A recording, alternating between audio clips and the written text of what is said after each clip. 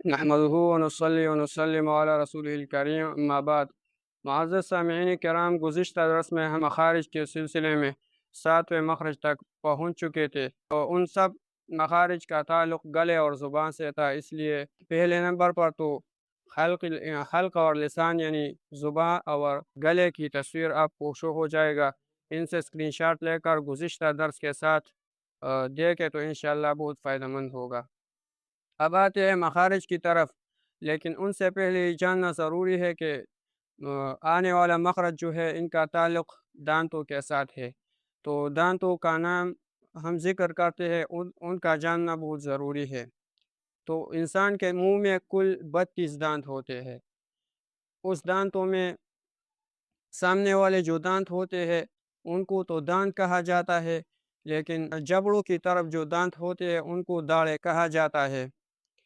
اور پھر سامنے والے جو دانت ہوتے ہیں ان میں سے سب سے پہلے جو 4 دانت ہوتے ہیں، 2 اوپر اور 2 نیچے، جو سامنے والے بالکل سامنے والے ہوتے ہیں ان کو ثنایا کہا جاتا ہے، اور پھر اوپر جو ہوتا ہے اس کو ثنایا علیہ اور نیچے کو ثنایا سفلی کہا جاتا ہے۔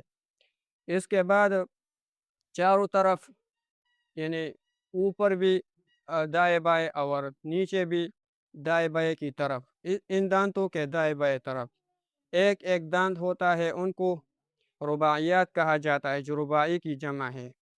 اس کے بعد اس کے ساتھ متصل چاروں طرف ایک ایک دانت، اس کو انیاب کہا جاتا ہے، جو ناب کی جمع ہے۔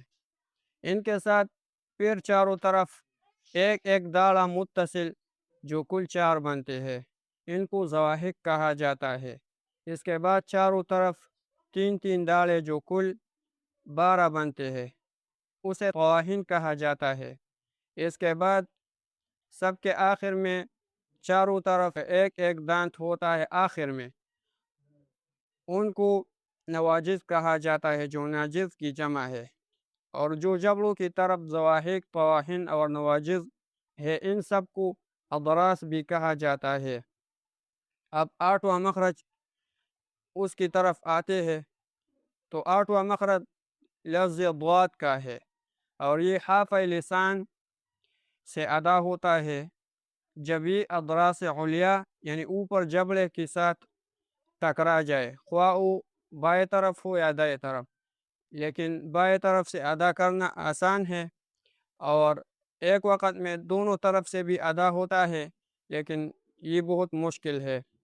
اور اس حرف یعنی ضاد کو حرف ضرسیہ، مستطیلہ اور حافیہ بھی کہا جاتا ہے۔ اس درس میں جس مخرج کا بیان تھا یہ تھوڑا سا طویل تھا، آئندہ ضاد اور ضا کے مابین کچھ فرق ہے، اور پھر باقی مخارج کو بیان کریں گے، تو تب تک ہمیں اجازت دیجیے۔ وآخر دعوانا ان الحمد للہ رب العالمین۔